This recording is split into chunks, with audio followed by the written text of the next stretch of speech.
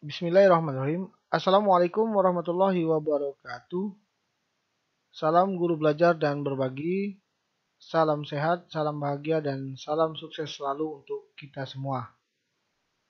Video saya kali ini adalah bimbingan teknis guru belajar dan berbagi, seri panduan pembelajaran tahun ajaran 2021-2022. Saya masuk di angkatan 1. Video ini berisi tentang materi dan kuis topik 2, konsep pembelajaran. Dan video ini adalah video yang kedua setelah video yang pertama tentang pembahasan kuis, pengantar BIMTEK, dan asesmen praprogram. Selamat datang dan terima kasih sudah berkunjung ke channel kami, Ariza Channel, dengan moto belajar dan berbagi. Jangan lupa like, subscribe, dan komentar Anda serta share seluas-luasnya untuk belajar dan berbagi. Ini adalah lesson content di mana terdiri dari 7 bagian atau 7 tahapan. Kita berada di sini yaitu konsep pembelajaran tahun ajaran 2021-2022 untuk guru. Ada juga untuk kepala satuan pendidikan.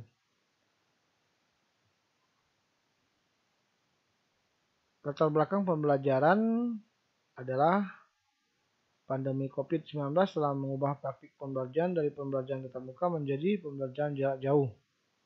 Kondisi tersebut telah membuat sejumlah peserta didik mengalami kehilangan kesempatan belajar atau learning loss.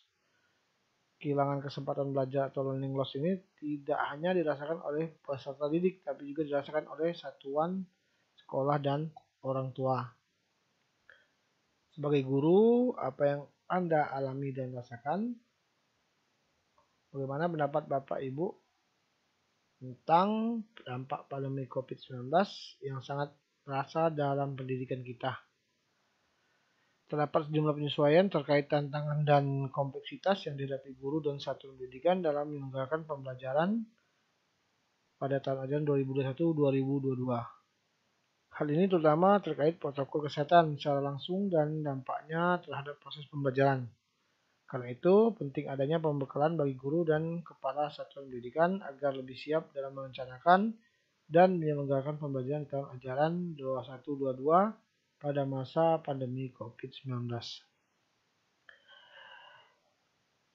Landasan hukum yaitu dasar hukum yang ada yaitu Undang-Undang Nomor 20 Tahun 2003 tentang Sistem Pendidikan Nasional, Undang-Undang Nomor 14 Tahun 2005 tentang Guru dan Dosen, Peraturan Pemerintah Nomor 19 Tahun 2017 tentang perubahan atas Peraturan Pemerintah Nomor 74 Tahun 2008 tentang Guru, dan seterusnya sampai kepada surat keputusan bersama Menteri Pendidikan dan Kebudayaan, Menteri Agama, Menteri Kesehatan, dan Menteri Dalam Negeri Republik Indonesia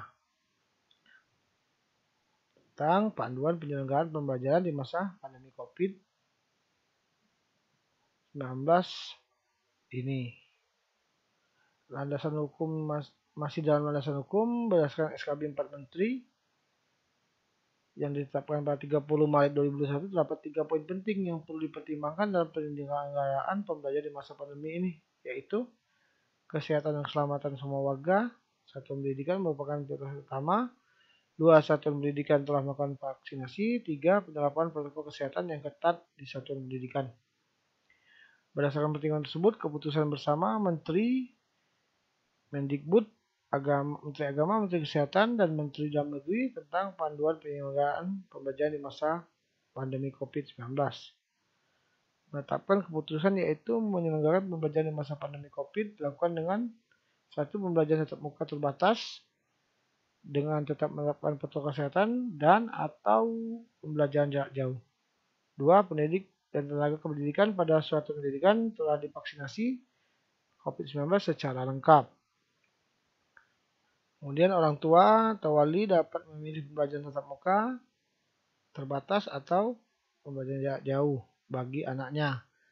4.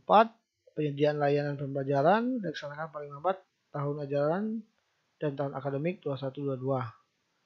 5. Pemerintah pusat, pemerintah daerah atau wilayah Kementerian Agama, provinsi, kantor Kementerian Agama, kabupaten, kota, sesuai dengan kewenangannya wajib melakukan pengawasan terhadap pelaksanaan pembelajaran.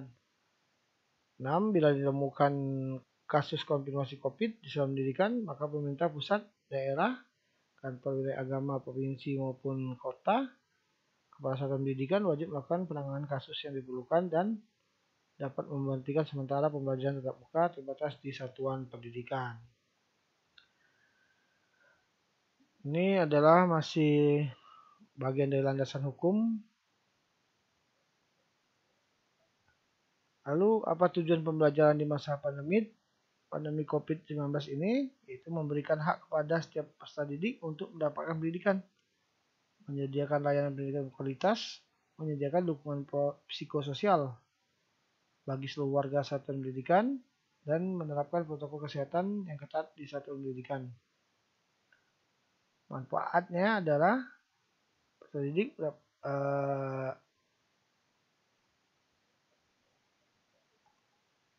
manfaat pembelajaran. Peserta didik mendapatkan hak pendidikan, peserta didik memperoleh layanan pembelajaran kualitas yang mengembangkan sikap, pengetahuan, dan keterampilan di masa pandemi.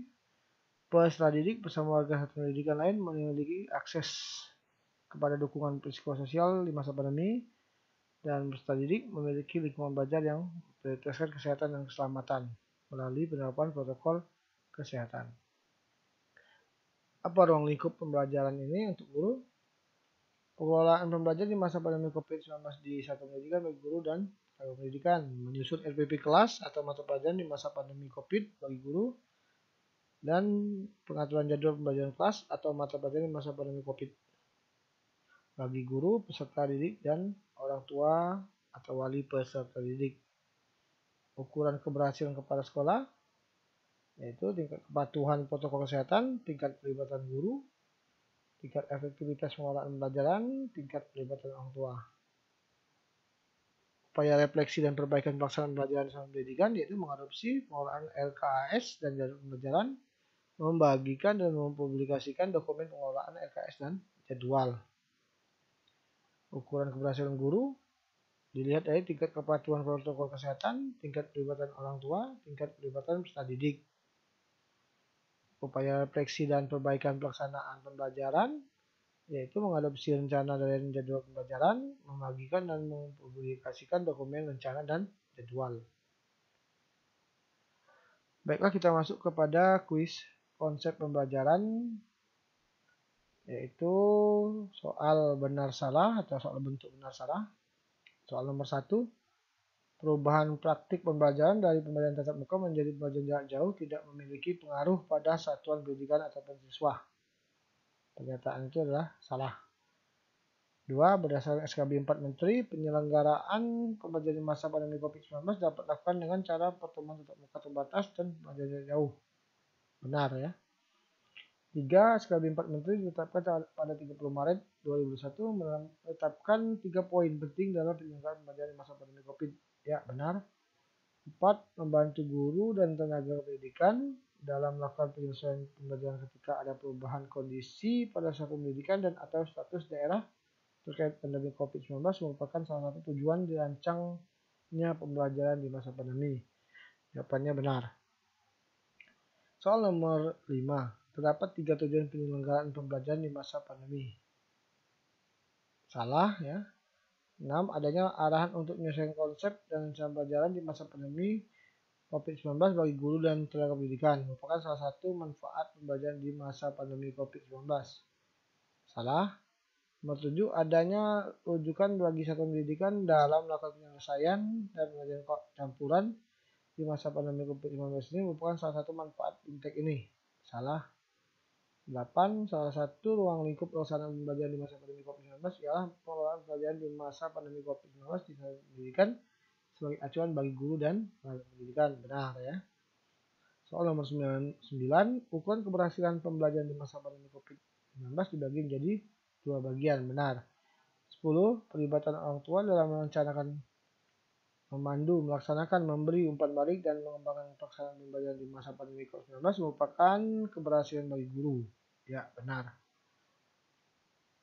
Demikianlah yang dapat saya sampaikan pada